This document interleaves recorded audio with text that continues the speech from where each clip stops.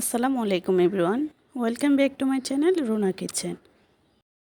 আশা করি সবাই ভালো আছেন। আজ আমি আপনাদেরকে তৈরি করে দেখাবো ভীষণ মজাদার চিকেন কষা। আমি জানি আপনারা মুরগির মাংস অনেকভাবে রান্না করে খেয়েছেন, কিন্তু অনেক সময় দেখা যায় রান্নার কালার ভালো আসে না।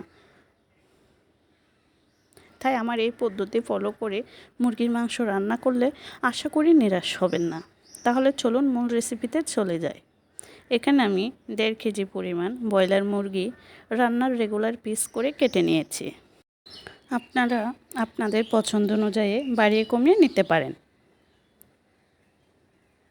এখন দিয়ে দিচ্ছি হাফ চা চামচের একটু কম হলুদ মরিচের গুঁড়া, হাফ চা চামচ লবণ, বেটে রাখা আদা রসুনের রস একটু মাখিয়ে নিচ্ছি। এভাবে আদা রসুনের রস দিয়ে মুরগির মাংস ফ্রাই করলে স্বাদটা ভালো আসে। এখন চুলায় একটা প্যান বসিয়ে দিয়ে দিচ্ছি রান্নার রেগুলার তেল। তেল ভালো করে গরম হয়ে এসেছে। এখন দিয়ে দিচ্ছি মুরগির মাংস।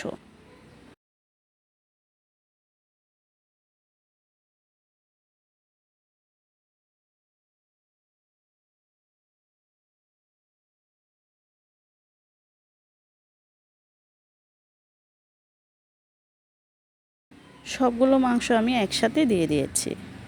চুলার আঁচ হাইতে রেখে 3 মিনিট মতো ভেজে নিচ্ছি। এক পাশ হয়ে গেছে, উল্টিয়ে দিচ্ছি।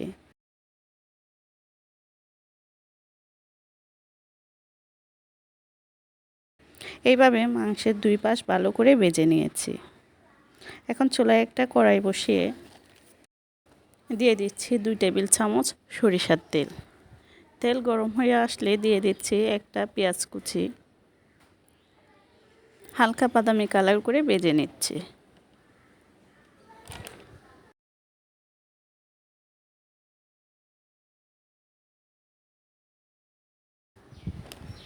এখন দিয়ে দিচ্ছি 1.5 চা চামচ রসুন বাটা, 1.5 চা চামচ আদা বাটা। আদা রসুনের কাঁচা গন্ধ যাওয়া পর্যন্ত ভেজে নিচ্ছি।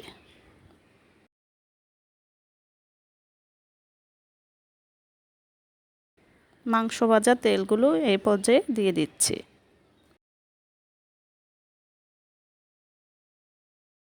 এখন চুলার আঁচ লোতে রেখে দিয়ে দিচ্ছি উঁচু করে 1 চা চামচ হলুদের গুঁড়া, 3 চা চামচ লাল মরিচের গুঁড়া,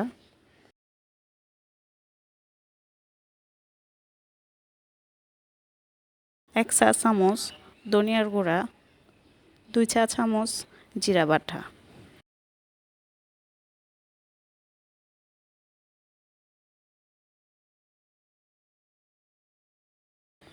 সামান্য পরিমাণ পানি দিয়ে ভালো করে কষিয়ে নিচ্ছি। এখানে আমি নিয়েছি 7টা এলাচ, 6-7টা করে গোলমরিচ, লবঙ্গ, অর্ধেক জয়িত্রী, 2 টুকরা দারুচিনি মাঝখানে ভেঙে নিয়েছি। অফ ক্যামেরায় মশলাগুলো আমি বেটে নিয়েছি। অর্ধেক গরম মশলা এখন দিয়ে দিচ্ছি।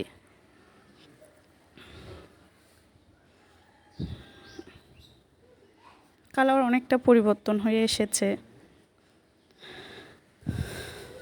তেল উপরে বেশি এসেছে। এখন দিয়ে দিচ্ছি ভেজে রাখা মুরগির মাংস। সামান্য পরিমাণ পানি দিয়ে ভালো করে কষিয়ে নিচ্ছি।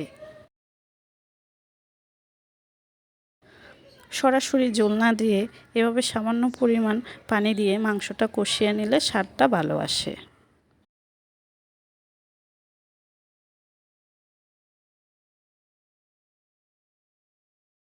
বাকি অর্ধেক গরম মশলা দিয়ে আবার ভালো করে মিশিয়ে নিচ্ছি। এইভাবে যদি গরম মশলা বেটে ধাপে ধাপে ইউজ করা হয়, মাংসের কালার সুন্দর আসে। এবং মুরগির মাংস খাওয়ার সময় মুখে মশলা পড়ার কোনো ঝামেলা থাকে না। অনেক সময় দেখা যায় মাংস খাওয়ার সময় এলাচ, লবঙ্গ এগুলো মুখে পড়ে, এতে খাওয়ার স্বাদটা নষ্ট হয়ে যায়। এখন দিয়ে দিচ্ছি হাফ চা চামচ লবণ।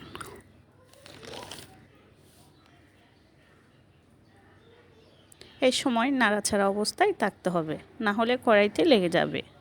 মাংসটা ভালো করে কষানি হয়ে গেছে। এখন দিয়ে দিচ্ছি পরিমাণ মতো পানি। এখন ঢাকনা দিয়ে রেখে দিচ্ছি 10 থেকে 12 মিনিট। ফিরে আসলাম 12 মিনিট পর। রান্নাটা আমার সম্পূর্ণ হয়ে গেছে। অফ ক্যামেরায় আমি 2-3 বার নাড়া দিয়ে দিয়েছি। এখন একটু আপনাদেরকে পরিবেশন করে দেখিয়ে দিচ্ছি। দেখে অবশ্যই বুঝতে পারছেন কতটা সুন্দর হয়েছে। আপনারা চাইলে বাসায় একবার ট্রাই করে দেখতে পারেন। আচ্ছা, এই পর্যন্তই। যারা আমার চ্যানেলটিকে সাবস্ক্রাইব করেছেন তাদেরকে অনেক অনেক ধন্যবাদ। আর যারা সাবস্ক্রাইব করেন নাই তাদেরকে সাবস্ক্রাইব করার অনুরোধ রইল। আচ্ছা, এই পর্যন্তই। সবাই ভালো থাকেন, সুস্থ থাকেন। আল্লাহ হাফেজ।